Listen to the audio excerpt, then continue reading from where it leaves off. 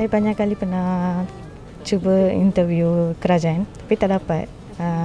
This is the first time.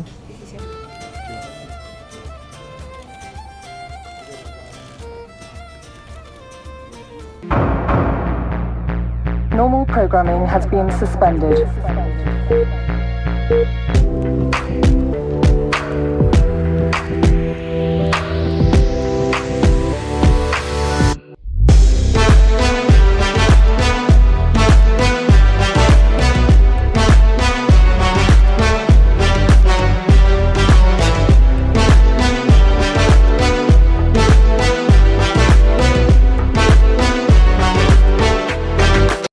Duduk, tunggu dulu, faham tak?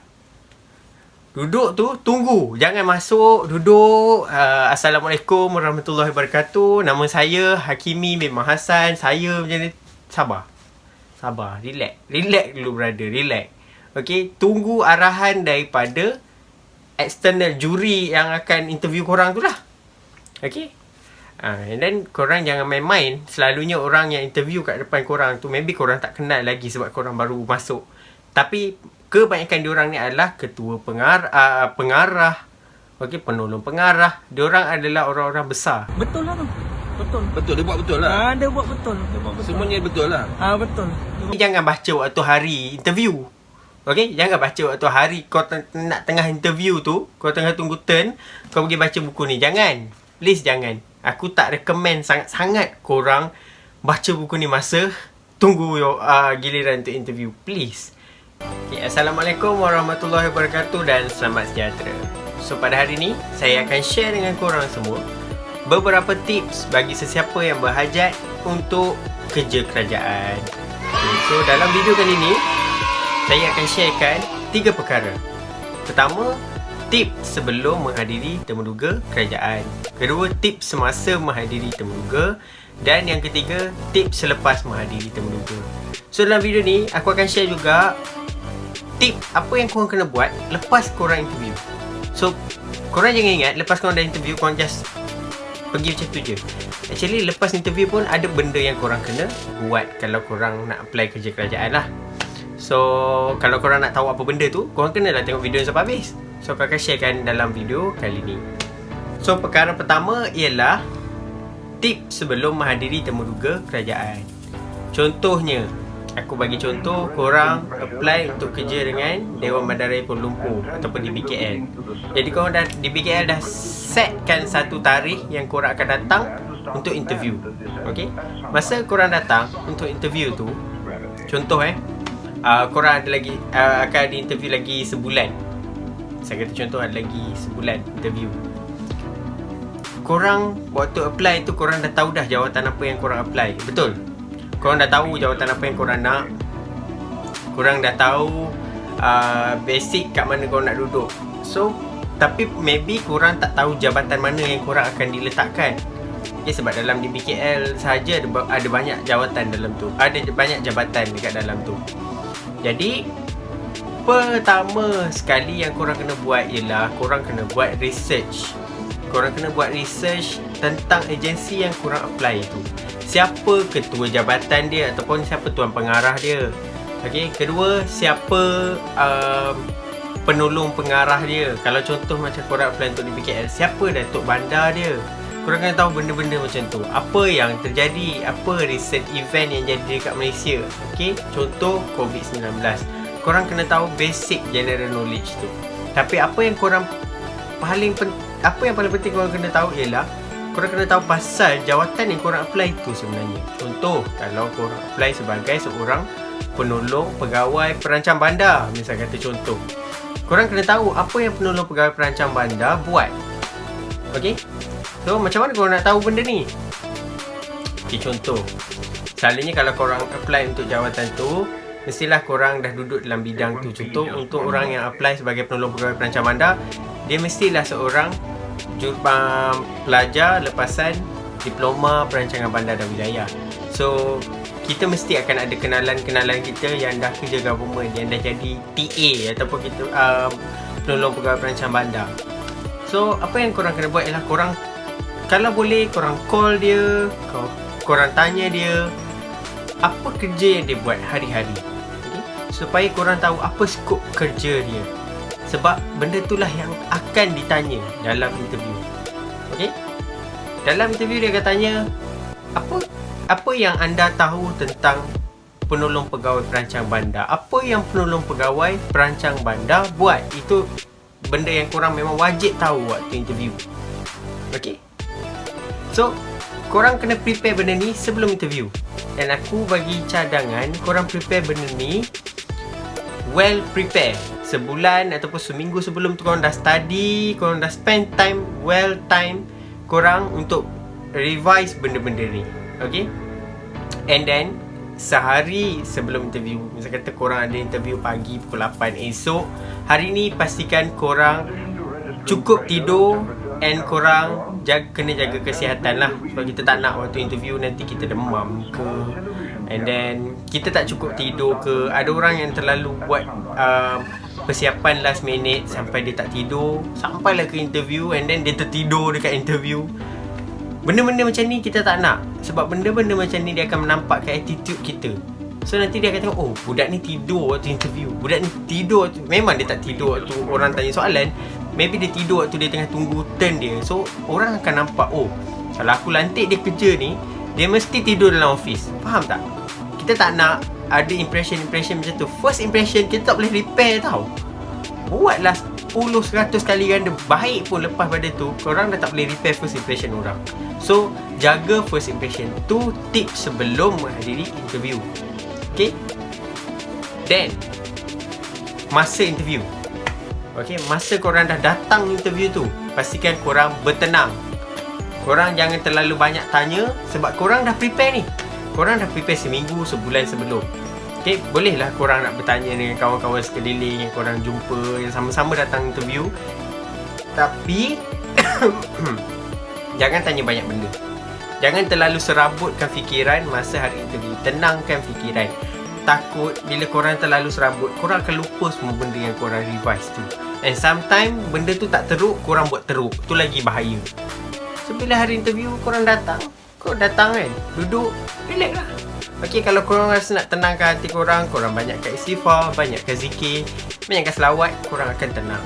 InsyaAllah korang akan ingat balik apa-apa yang korang dah revise, apa semua benda tu. So, apa benda yang korang nak kena baca, buku-buku apa yang korang kena baca, aku cadangkan korang beli buku ni, Malaysia kita ni. Okay, Keluaran International Law Book Services, okay, ILBS. So kebanyakan buku ni dekat MPH ada jual, dekat Kinokuniya pun ada jual. Kebanyakan kedai buku kat Malaysia ada jual buku Malaysia kita ni. Buku ni dia bagi tahu basic soalan yang akan ditanya dalam interview government. Tapi buku ni nampak tebal sebab apa? Dia juga cover soalan-soalan exam. Okay? So ada a few jawatan dalam government yang korang kena masuk exam bertulis. Macam korang jawab SPM, macam korang jawab final exam dekat universiti macam tu. Tapi mostly untuk ujian-ujian yang memerlukan exam bertulis ni adalah ujian-ujian untuk orang yang bakal menjadi penolong pegawai ataupun pegawai dan ke atas. Okay? Kalau dengan requirement SPM, pembantu takbir dan sebagainya, selalunya korang kena masuk exam macam ni. Korang just melalui interview sahaja. Okay? Tapi tak tahu akan datang kalau akan berlaku perubahan. So, buku ni harga dia RM37.50. Yang benda ni memang berbaloi. Korang akan faham segala benda. Korang akan faham pasal macam mana apa perlembagaan Malaysia. Okay, korang akan faham kita punya sistem perundangan. Korang akan faham sejarah Malaysia. Semua benda yang mungkin akan ditanya dalam peperiksaan kerajaan ada tertulis dalam buku ni. Okay. So, to me, it is a good investment. Even dah bekerja pun aku masih baca. Kalau korang boleh tengok, ada benda-benda part yang aku dah tanda. Benda-benda macam ni adalah tempat yang aku nak tengok secara rapid, secara cepat. Dan aku buat notes, aku buat nota supaya aku ingat. Okay, ni adalah buku yang aku baca sebelum aku masuk interview untuk jawatan-jawatan government. Okay. So bila korang dah baca ni semua kan, ni jangan baca waktu hari interview. Okay, jangan baca waktu hari kau nak tengah interview tu, kau tengah tunggu turn, kau pergi baca buku ni. Jangan. Please jangan. Aku tak recommend sangat-sangat korang baca buku ni masa tunggu giliran untuk interview. Please. Okay. Korang ada masa sebulan, korang ada masa seminggu untuk prepare. Why dalam masa tu juga korang nak kena baca buku ni? Kalau korang dah yakin, korang dah prepare, seminggu, sebulan sebelum buku ni simpan. Korang just ingat je, cuba untuk ingat. Kalau tak betul-betul tak ingat, baru buka balik. Tapi jangan terlalu gopoh gapah. Tolong jangan serabutkan fikiran waktu hari interview. Tolong. Sebab kalau korang serabut waktu hari interview, korang akan jadi gelabah tau. Bila korang gelabah, nanti berterabur habis semua benda yang kau praktis. Okay, yang kau praktis macam mana interview tu, kau dah berterabur dah. Sebenarnya macam tu kita tak nak elakkan benda tu semasa temu duga. And then masuk temu duga, duduk, tunggu dulu. Faham tak? Duduk tu, tunggu. Jangan masuk, duduk. Assalamualaikum warahmatullahi wabarakatuh. Nama saya Hakimi bin Mahasan. Saya macam ni. Sabar. Relax. Relax dulu, brother. Relax. Okay, tunggu arahan daripada external juri yang akan interview korang tu lah. Okay. And then korang jangan main-main. Selalunya orang yang interview kat depan korang tu, maybe korang tak kenal lagi sebab korang baru masuk. Tapi kebanyakan diorang ni adalah ketua pengarah, okay, penolong pengarah. Diorang adalah orang-orang besar yang ada jawatan besar. Diorang ni yang akan evaluate sama ada diorang perlukan anda atau tidak dalam organisasi dia untuk mengisi kekosongan jawatan tu. So, jaga-jaga. Tunggu arahan daripada diorang. Dan duduk diam, relax. Bila dia kata okey, perkenalkan diri. Okey, macam nak perkenalkan diri? Tenang, betulkan keadaan duduk. Jangan duduk melenggang kangkung. Duduk betul-betul. And then tengok muka interviewer tu, tengok muka dia. Bagi salam. Assalamualaikum warahmatullahi wabarakatuh. Nama saya Hakimi bin Mahasan. Saya merupakan bekas pelajar Universiti Teknologi Malaysia dalam bidang Diploma Perancangan Bandar dan Wilayah. Macam tu. Explain dekat dia. Macam tu. So, tolong jangan terlalu jual diri korang ni lebih-lebih sangat. Faham tak?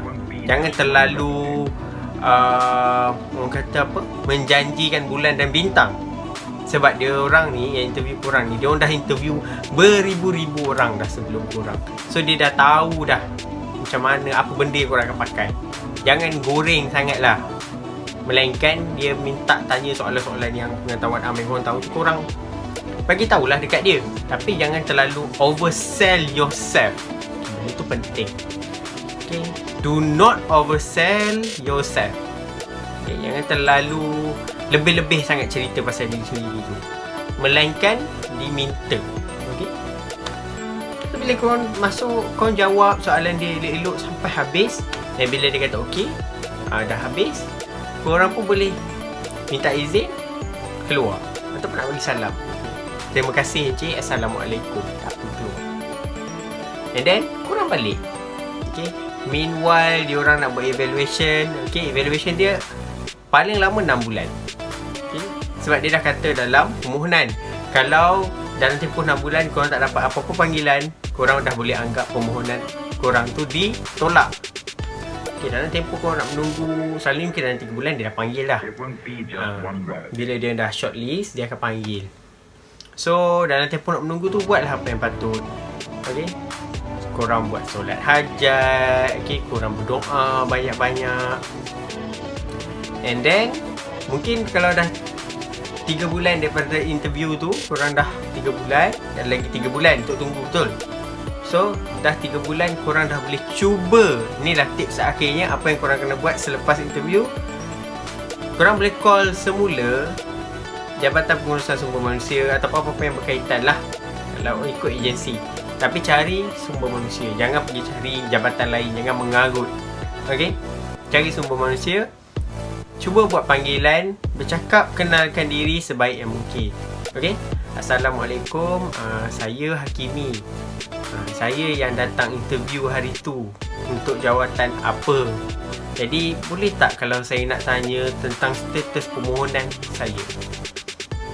Selalunya diorang akan bagi kerjasama. Diorang akan tengok senarai yang diorang dah shortlist. Contoh daripada 300 orang yang interview, dia dah shortlist 150 orang.